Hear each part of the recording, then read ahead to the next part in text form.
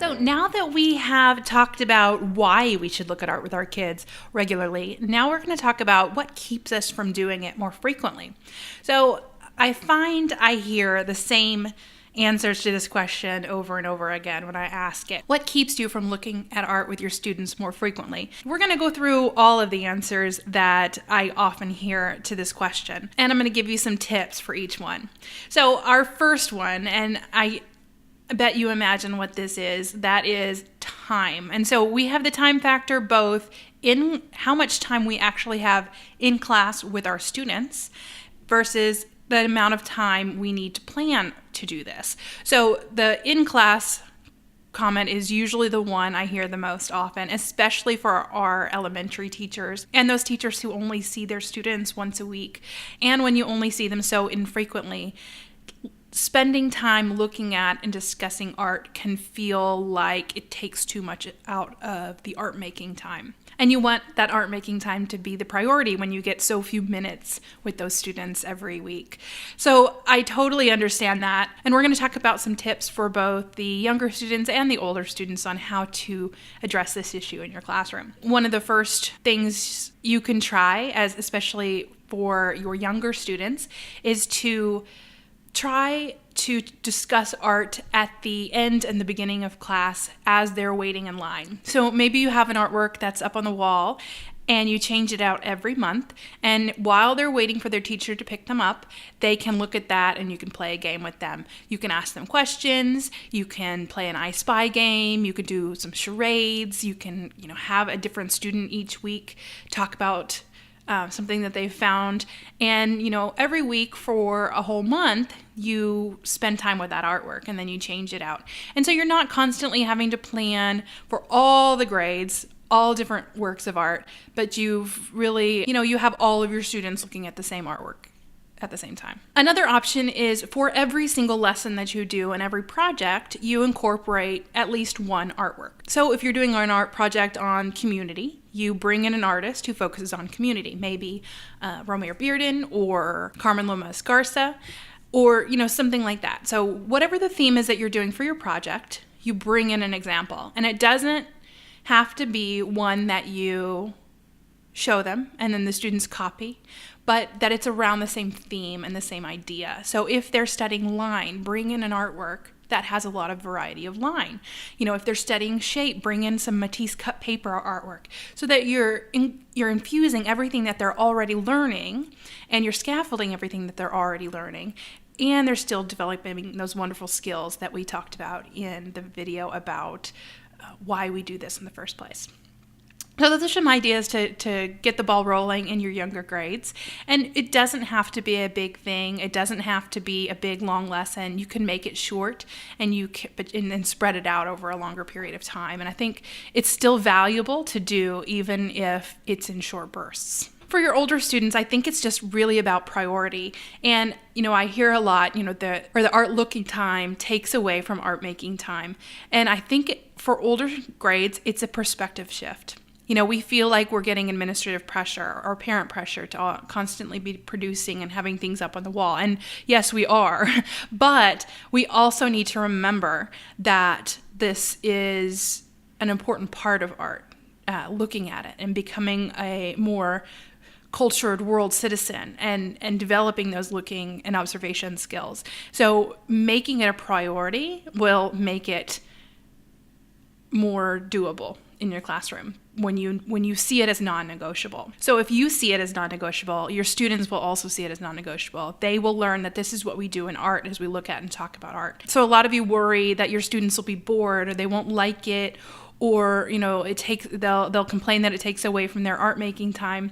But if you start them from the beginning with the expectation that we look at and talk about art regularly, they won't see that as abnormal. It's something that they do and that they're used to doing and that they enjoy if you do it in the right way. So along those same lines, that student apathy, student boredom, fear that the students aren't going to have anything to say or that they won't like the artwork and they won't like the lesson. And you know what? First, they don't have to like every lesson that you do. It's an educational experience. So every lesson doesn't have to be this blockbuster exciting thing, but that they are thinking and doing and learning while they're doing it. Yes, it's important to plan fun lessons. Yes, it's important to be engaging. But we also need to remember that, we are teaching as well. So it's okay if you make them think a little bit and you make them work hard. And if they struggle and they don't want to work hard, tough. That's what they do. We're in art class and we're going to think and we're going to work hard. So I think this helps with that, and you expect that with them in their art making. So I think you can expect it with them in their looking at art as well. But I have never really been with a group of kids that did not love to look at and talk about art. If you choose the correct artworks, which we will cover later on in this course, if you practice these strategies, you will find that your students love it. They have a good time. They find art they connect with. They love coming up with ideas. They love hearing their voice. They love other people hearing their voice. And they have such a fun time doing it. So I think that fear that they're not going to have anything to say is really unfounded in my experience, that students always have something to say. And if they don't, give them some more time and they will come up with something to say. Someone will always come up with something to say. So as long as you're choosing great artwork and you are enthusiastic yourself, you're not going to have any trouble with that. So I think, we're scared we're going to fail. We're scared that we're going to give this lesson that we're excited about, that we've thought through these discussion questions, we've come up with these great activities, and it's just going to flop. And yes, that could sometimes happen. Sometimes you will flop.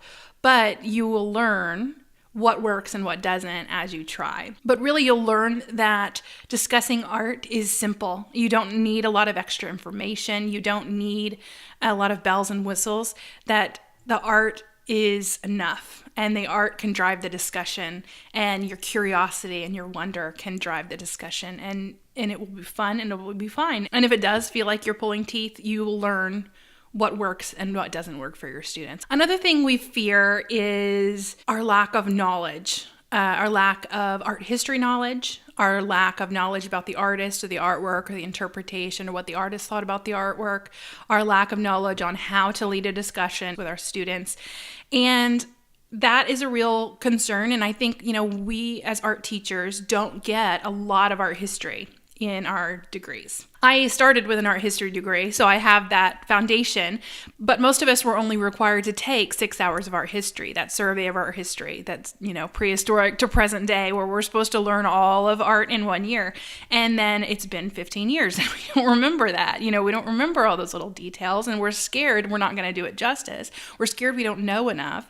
But really, when it comes down to it, it doesn't matter. When you're looking at artwork, it doesn't matter. The art history doesn't. If you're teaching AP art history, yes, the art history matters. But when you're leading an art discussion with a group of 9th graders who are not going to go on and be artists, who are just taking their fine arts credit, it doesn't matter that they learn the conventions of the art movement that you're looking at.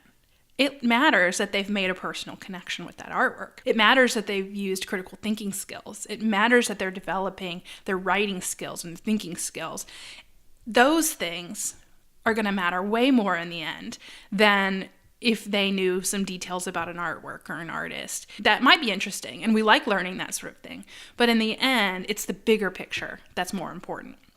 So I would say don't bog yourself down with the details. If you're teaching an art history movement, break it down. 3 to 5 learning objectives, 3 to 5 conventions of that art movement, and that's enough. You don't need everything else.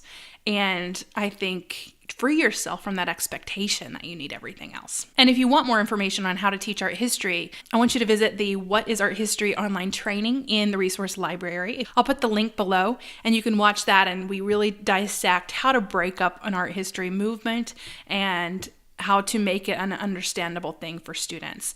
So I recommend visiting that if you want more information on teaching art history. But you are in the Art Appreciation Masterclass, and so it really is about learning to appreciate art, learning to use our brains and our hearts to connect with art. And your lack of knowledge on how to lead art discussions is about to be alleviated, because in the Art Appreciation Masterclass, we are going to go through all of my top techniques for exploring artwork with students, from discussion to interactive activities. You're going to find all sorts of ideas and inspiration to use in your classroom right away. So our last common barrier to keep us from looking at art with our students is technology and the lack of the ability to show artworks to our students. We maybe have a really crappy projector, or we have a classroom with tons of natural light, which is awesome for your art making, but it washes out all the images when you try to portray them on the slides. Or you don't have a projector at all and you're forced to print things, or you don't have a color printer, so you're forced to look at books. So we have a lot of technological barriers that keep us from doing this. So I would recommend getting some funding for a projector. If you don't have a projector, get on DonorsChoose, talk to your PTA, talk to your principal, and just ask and find out, is there a way that I can write a grant for a projector or something like that? Because it is so valuable and so important for an art teacher to have a projector. And I have taught in a classroom without a projector, and it is hard, and we need it. So I would say it's a non-negotiable thing. And if you go into your administration armed with that manifesto of reasons why we need to do this that we covered in the last video, and really build your case, or maybe you can get a little headway there and find some funding. Talk to your art coordinator at your district and see if they can lead a district-wide initiative for all the art teachers to get projectors. If you're all banding together, maybe you can make that happen. But if it doesn't happen, in the meantime, while you don't have a projector, you can show it on your computer screen and have kids come up close to the computer if you can't, or if you have a laptop or even your own personal iPad, you can walk around with it. You can print things, you can get art books and use those in your classroom that have artworks in them. You can buy old calendars that are out of date, that are about artists, and cut those up and laminate them and use them in your classroom. Art poster or textbooks. We often, have these textbooks in piles that we don't use that often. Even if you're not using the lesson that is on the same page as that artwork, you still can have all the kids open up to a certain page and look at the artwork together as a class. That works really well. Maybe you can visit the computer lab on your campus and you have every student pull up the artwork and discuss it that way. So maybe every so often you can schedule time in the computer lab to have your art discussions. Try to be creative. Think about ways to make this happen, because we know how valuable it is. And we know how important it is. So hopefully you can get past all these barriers to incorporate more art discussions in your classroom, because it really is worth it. The students will love you for it, they'll remember it, and you will be making a lifelong impact. So now that we've covered the barriers and we've figured out why we're going to do this, we're going to dive into the strategies. How we make this happen in our classroom? What do we say? What do we do? And how do we make this a reality? Enjoy.